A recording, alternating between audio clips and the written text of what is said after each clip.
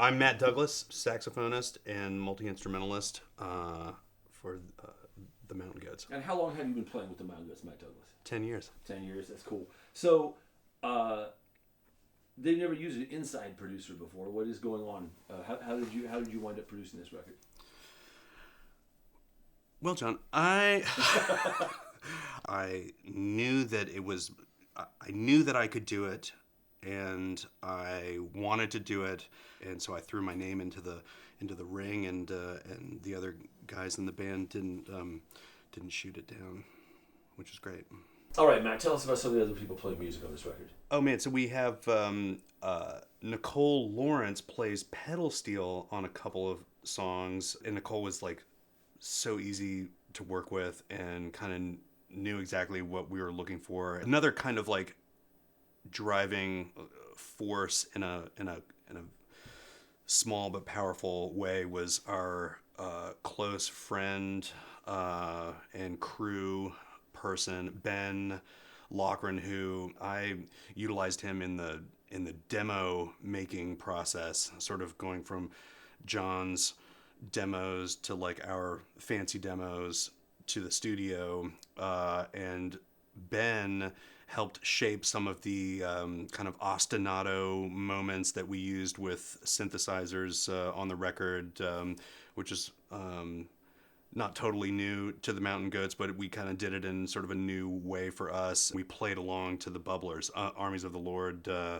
is a great example of that we played along to that. And I also, Ben did the thing in the studio that I think is really cool and fun, and I've seen a couple of other producers utilize this, where there's like the guy in the control room that has a couple of pedals, and the engineer or myself or the engineer are feeding him a signal from an instrument that's being played live in the studio, and he's just kind of like messing, and he just kind of like messed with the stuff while it happened. He did it with some drum stuff.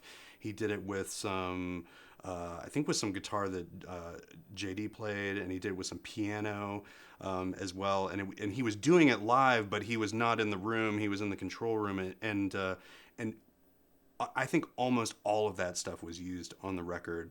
Dreamland, we captured all of the, of course, all of our bass and drums and piano, and we got Michaela, and we got Josh and Cameron, we got everybody in the core part of that. But then for the orchestrations, we decided to do that here in Raleigh, and we used our good friend Karen Galvin, who is a North Carolina Symphony member, and to do the strings, and she is always perfect and has a fun. We've kind of come up with a fun process for getting her to basically do everything, but she knows how to put it all together and create these orchestras.